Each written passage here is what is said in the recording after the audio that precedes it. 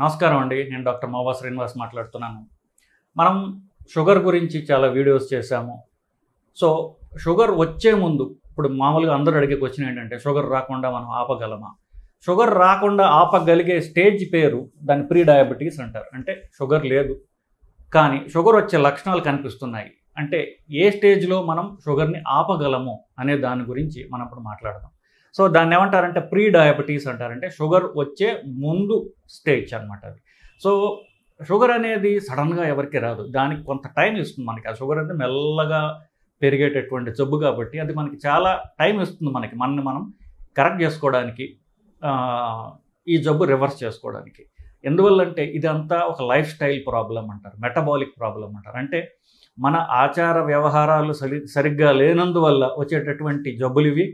80% వరకు, 20% వరకు ఇవి మనకి వంశపారంపర్యంగా వస్తాయి. కానీ వంశపారంపర్యంగా వచ్చే రిస్క్ ఉన్నప్పుడు, అది రిస్క్ జబ్బు కాదు, ఉన్నా కూడా మనం అది జబ్బులాగా అది పరిణామం చెందకుండా మనం దీన్ని ఈ స్టేజ్లో ఆపచ్చు. ఏ స్టేజ్లో ఆపచ్చు అనే దాని గురించి మాట్లాడడం.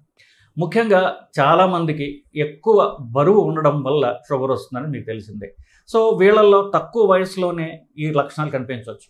ఇప్పుడు మొదట ఎవరికి షుగర్ వచ్చే రిస్క్ ఉన్నది తెలుసుకోవాలంటే కొన్ని పరీక్షలు, రక్త పరీక్షలు ఉంటాయి బేసికలీ. సో ఖాళీ కడుపుతో షుగర్ కనుక, ఫాస్టింగ్ బ్లడ్ షుగర్, ఖాళీ కడుపుతో ఎర్లీ మార్నింగ్ షుగర్ చూసినప్పుడు 126 కంటే ఎక్కువ ఉంటే దాన్ని షుగర్ వ్యాధి ఉన్నది అంటాం. ఈ షుగర్ కనుక 100 నుండి 125 మధ్యలో ఉందనుకోండి, అప్పుడు దాన్ని ప్రీ డయాబెటీస్ అంటారు. అంటే వీళ్ళకి షుగర్ లేదు, షుగర్ వచ్చే అవకాశం ఉన్నది. సో 100 కంటే తక్కువ అంటే 99 లేదా తక్కువ ఉంటే అదే నార్మల్ ఫాస్టింగ్ బ్లడ్ షుగర్.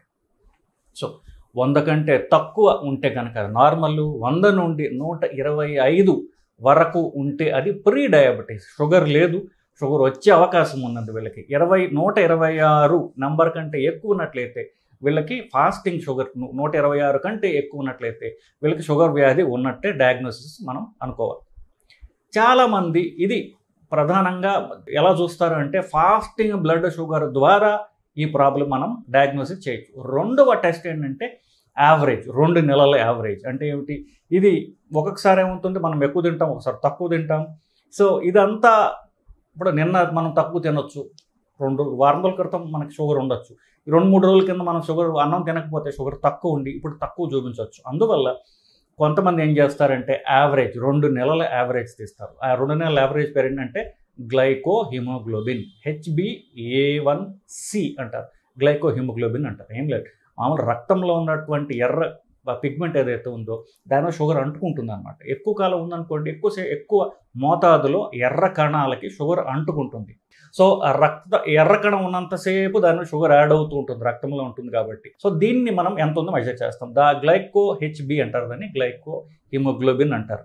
అది 5.7 నుండి 6.4 వరకు ఉంటే కనుక దీన్ని ప్రీ డయాబెటీస్ అంటారు. 6.5 కంటే ఎక్కువ ఉన్నట్లయితే దాన్ని షుగర్ ఉంది అంటారు. సో 5.7 నుండి 6.4 మధ్యలో ఉన్నట్లయితే కనుక ఇది షుగర్ లేదు కానీ షుగర్ వచ్చే అవకాశం ఉన్నది.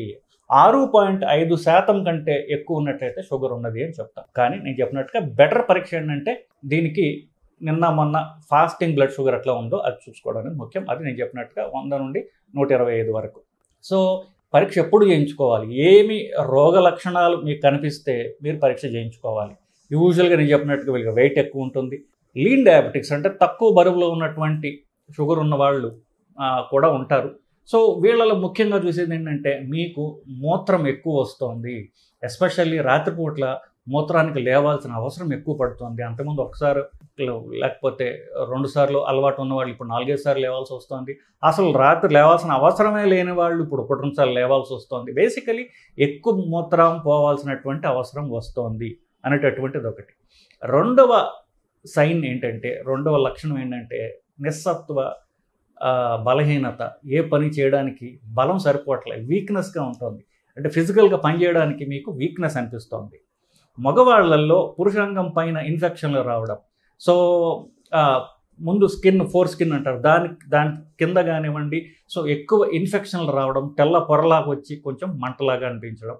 ఆడవాళ్ళలో అయితే మూత్రం ఇన్ఫెక్షన్లు ఎక్కువ రావడం.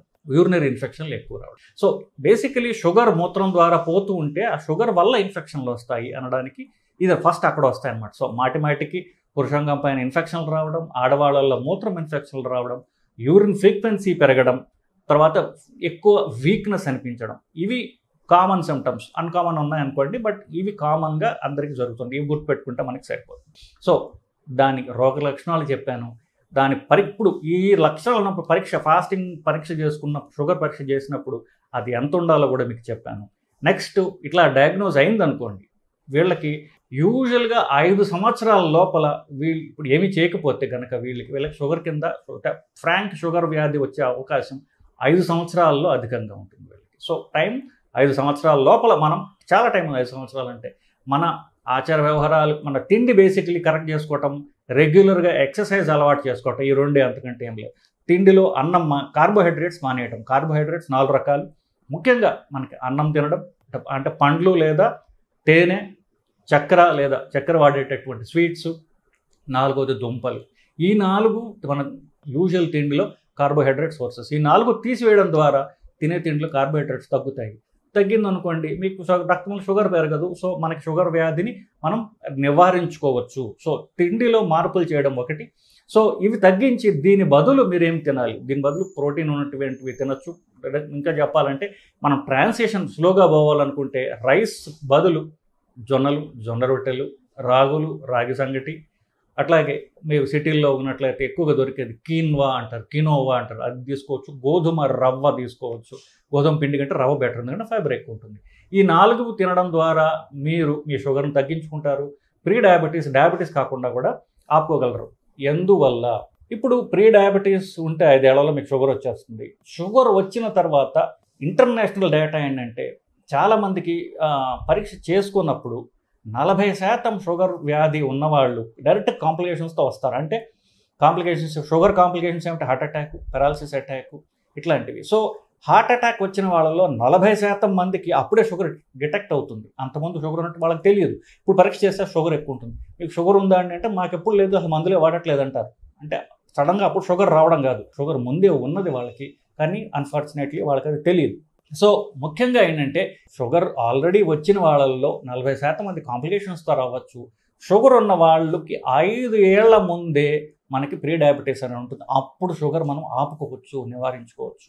సో ఇదండి, షుగర్ నివారించుకోవచ్చా అనే క్వశ్చన్కి ఇది ఆన్సర్. మీకు టైం ఉంది, 5 ఏళ్ళ టైం ఉంది.